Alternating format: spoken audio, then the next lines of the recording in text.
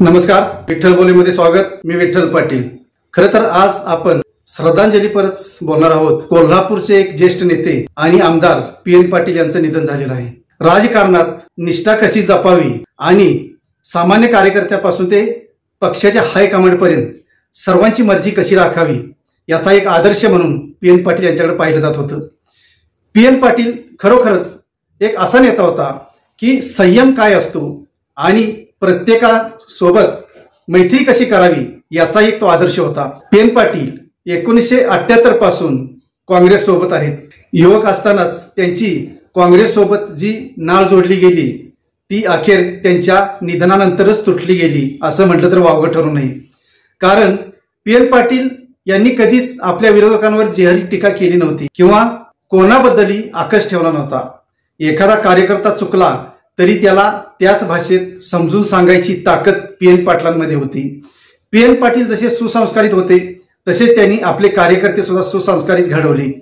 PN. पाटलांबाबत बोलण्यासारखं भरपूर आहे। ते दिवंगत मुख्यमंत्री विलासराव देशमुख यांचे जवळचे मित्र। या दोघांनी काँग्रेससाठी बरंचसं कष्ट घेतलं।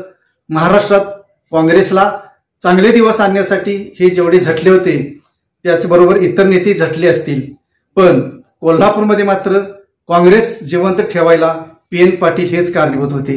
पांडुरंग निवृत्ती पाटील हे त्यांचं पूर्ण नाव।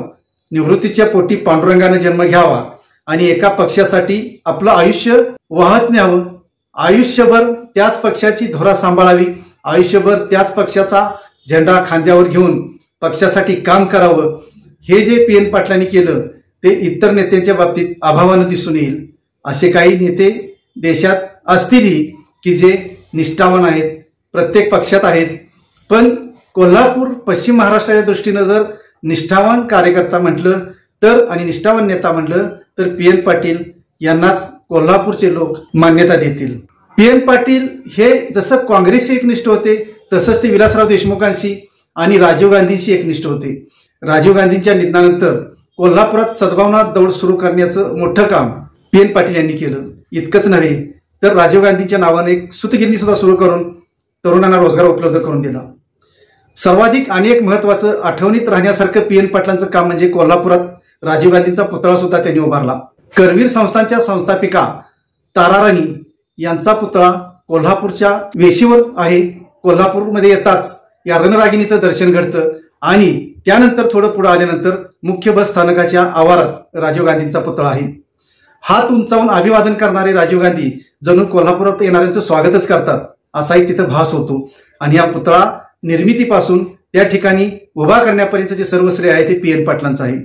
या पुतळ्याचं अनावरण झालं ते राजीव गांधींच्या पत्नी म्हणजे सोनिया गांधी यांच्या हस्ते। जेव्हा पुतळ्यावरचा पडदा हळूहळू वर गेला आणि राजीव गांधी हात उंचावून अभिवादन करतायत हे जेव्हा पाहिलं तेव्हा सोनिया गांधी काही काळ तिथं स्तब्ध झाल्या होत्या। त्यांच्या डोळ्याच्या कडा पाणावल्या होत्या। शेजारीच उभे असणारे पी.एन. पाटील यांचे डोळे सुद्धा डबडबले होते।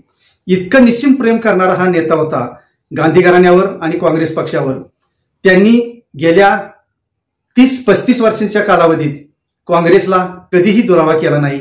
सत्ता असो नसो त्यांनी काँग्रेस एके काँग्रेस म्हणतच काँग्रेससाठी आपलं योगदान दिलं। 1999 पासून 2019 पर्यंत ते सलग 20 वर्षे कोल्हापूर जिल्हा काँग्रेस कमिटीचे अध्यक्ष पी.एन. पाटील होते। अशा या पी.एन. पाटलांचा अचानक मृत्यू होणं आणि सर्वांना सोडून जाणं हे खरं तर कोल्हापूरच्या दृष्टीने धक्कादायक आहे। पी.एन. पाटील यांनी काँग्रेस आणि काँग्रेसच्या नेत्यांवर अगदी निस्सीम एकनिष्ठपणे प्रेम केलं।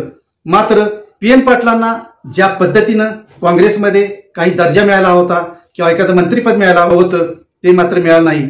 हीच खंत आज पी.एन. पाटलानंतर त्यांच्या कार्यकर्त्यांमध्ये मोठ्या प्रमाणात आहे। जेव्हा विलासराव मुख्यमंत्री असायचे पी.एन. पाटील आमदार असो अगर नसो कदाचित त्यांना विधानसभेवर घेऊन सुद्धा त्यांना मंत्रिपद दिलं जाईल अशी चर्चा असायची, पण विलासराव देशमुखांच्या हयातीत ते घडलं नाही।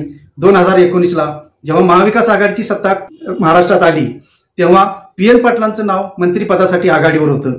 ते कोल्हापूरचे पालकमंत्री होणार असंही त्यावेळी सांगितलं जायचं, पण त्यावेळी सुद्धा त्यांना मंत्रिपदाची हुलकावणी मिळाली। जेव्हा निस्सीम निष्ठावान नेता अचानक निघून जातो तेव्हा कार्यकर्ते सैरभैर होतात।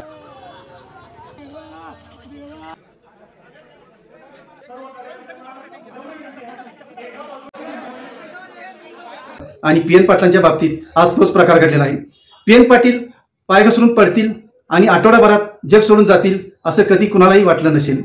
ज्या हिरिरीने त्यांनी राजकारण केलं, ज्या हिरिरीने त्यांनी पक्षासाठी आपलं सर्वस्व अर्पण केलं, ज्या हिरिरीने त्यांनी नुकत्याच लोकसभा निवडणुकीत शाहू महाराजांचा प्रचार केला, इतकं सगळं केल्यानंतर आज मात्र ते अचानक निघून गेल्याने सर्व कोल्हापूरवर शोककळा पसरली आहेच. पण अर्थात काँग्रेस पक्षाचा सुद्धा एक मोठा तारा निखळलेला आहे की जो तर हयात काँग्रेस बरोबर राहिला, काँग्रेससाठी झटला, काँग्रेससाठीच आपलं कुटुंब आणि आपले कार्यकर्ते पणाला लावले असा हा नेता आज अचानक निघून गेल्यानं अर्थातच राजकीय क्षेत्राचं नुकसान झालेलंच आहे, पण काँग्रेसचं नुकसान मोठं झालेलं आहे. धन्यवाद.